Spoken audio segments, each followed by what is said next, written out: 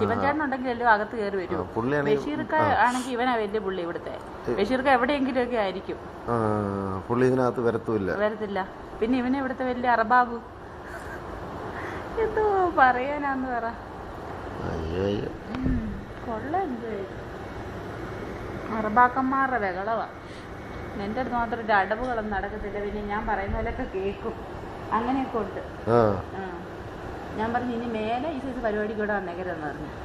പെണ്ണുങ്ങളെ വിളിച്ചോണ്ട് ഞാൻ ഇത് മാത്രം ഞാൻ പറഞ്ഞു കൊടുക്കും. ഞാൻ വേറെ എല്ലാത്തിനും ഞാൻ സഹിക്കും. പക്ഷെ എനിക്ക് പെണ്ണുങ്ങളെ കൊണ്ടൊന്ന് ഇവിടെ വന്ന് എന്റെ അടുത്ത് വന്ന് കിടക്കുന്നത് എനിക്ക് ഇഷ്ടമല്ല. അല്ല, അതുകൊണ്ടല്ലേ എനിക്കത് ഇഷ്ടമല്ല. പണ്ടേ അങ്ങനെ ഞാൻ അങ്ങനെ കിടന്നിട്ട് ഇന്ന് വരെ കണ്ടത് എനിക്ക് അങ്ങനെ ഇഷ്ടമല്ല. വേറൊരാൾ പണിയെടുക്കും അവിടെ അടുത്ത് കിടക്കുന്നത് എനിക്ക് എന്തോ ഒരു അസ്വസ്ഥത. എനിക്കങ്ങനെ ഭയങ്കര ഒരു വിഷമം. അത് പിന്നെ ചൂടാവും. അങ്ങനെ ചൂടൊന്നും ആവുന്നതിന്റെ അല്ല, എനിക്കത് ഇഷ്ടമല്ല. അതുകൊണ്ട് ഇവിടെ ഒരു ഫിലിപ്പീൻസും പെണ്ണുണ്ട് ഇവിടെ.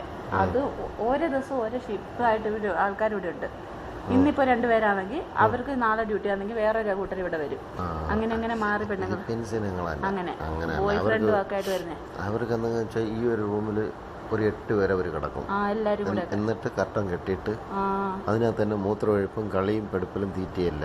അത് ശരി, അവർക്ക് അങ്ങനെയാണ്. അവരെന്ന് പറഞ്ഞാൽ പൂച്ചേര മണമാണ് കണ്ണി കണ്ടത് മൊത്തവും. നല്ലൊരു പെണ്ണ്, ഒരുപാട് മുടിയൊക്കെ ഉള്ളൊരു പെണ്ണ്, നല്ല പെണ്ണ്.